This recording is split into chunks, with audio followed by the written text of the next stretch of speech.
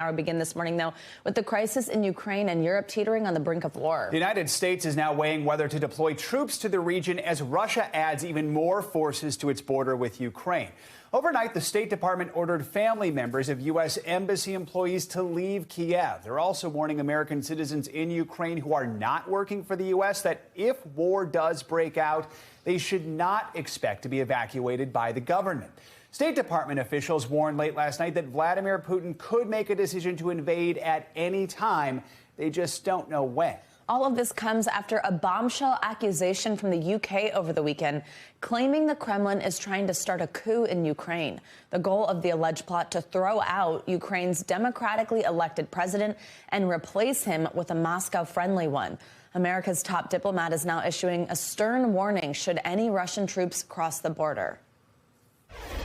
If a single additional Russian force goes into Ukraine in an aggressive way, as I said, that would trigger a swift, a severe, and a united response from us and from Europe.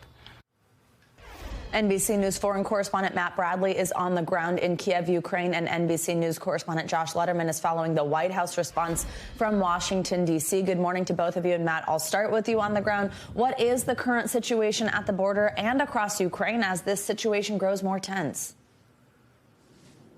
Yeah, I mean, guys, I've been walking around Kiev a bit. The fact of the matter is this does not feel palpably like a country that's girding for war, but that is, of course, exactly what happens. Most of the drumbeats that we're hearing are coming from outside of Ukraine. Just like a lot of the diplomacy, Ukrainians kind of feel like they've been left out so far because most of this is happening at the level of the Russians and the Americans. But now, as you guys were mentioning, there's a lot of talk of U.S. troops, U.S. resources going toward Eastern Europe. And just now, we just heard that NATO will be deploying extra forces. Some European countries will be deploying extra forces to Eastern Europe, to especially that Baltic region, Estonia, Lithuania, around there north of here. Those are NATO member countries. And it sounds as though France, Spain, Denmark, they're going to be sending what are mostly air and naval resources. That's the big thing that is lacking here amongst the Ukrainian military. They don't have the kind of air power and the kind of sea power that would be necessary in order to deflect against a Russian invasion.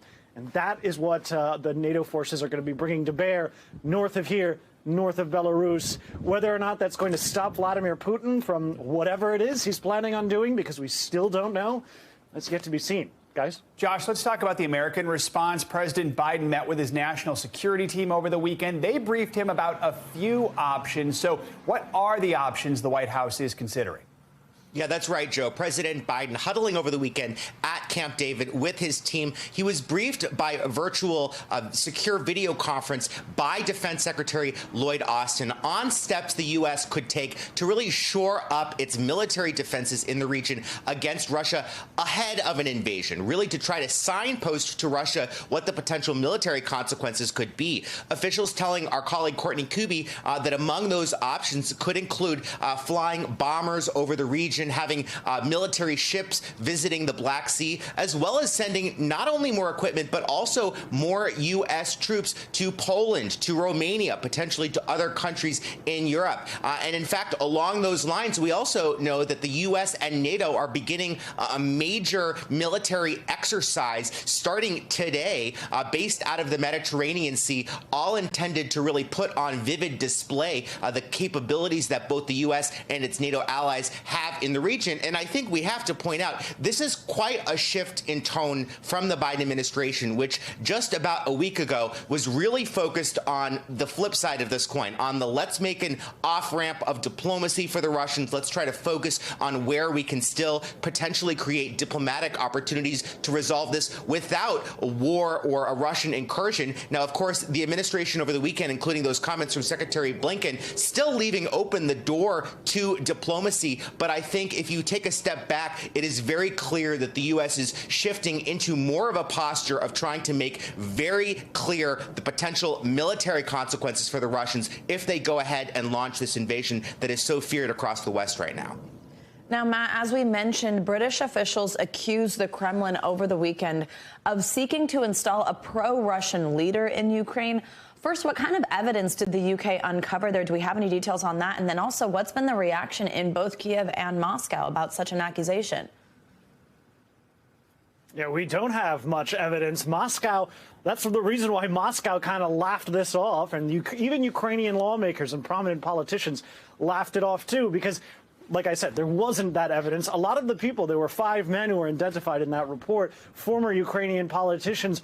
A bunch of them are now living in exile in Moscow. So they're not exactly available and wouldn't be available probably unless there was a major Russian incursion. So the really worries here aren't necessarily about this coup plot that the British have unveiled and that U.S. officials seem to be standing behind that intelligence. The real worry here is about an actual land invasion from Russia, from Russian assets in Belarus, north of where I am now. So there isn't a whole lot of credulity when it comes to those intelligence reports, and a lot of headlines and a lot of commentators have said that they're kind of confused. Josh, very quickly, how are the White House and State Department responding to this accusation that Russia wants to install a puppet regime? Well, the White House National Security Council says that kind of plotting is deeply concerning. But, this is really interesting, Joe. We can now report, according to U.S. officials, that this intelligence that the Brits put out actually originated with the United States and was shared with the United Kingdom, which then made it public. So clearly, the U.S. has a very specific hand in this intelligence. All of this part of the effort by the U.S. and its allies in Western Europe to try to expose what they see as elements of the Russian playbook that's been used in the past in Georgia during the incursion in 2014, to try to put that out in the public so that if Russia tries anything to try to muddy the waters, people will know about it and be able to call it out in real time, Joe. Matt and Josh, thanks for your reporting. Appreciate it. Thanks for watching our YouTube channel. Follow today's top stories and breaking news by downloading the NBC News app.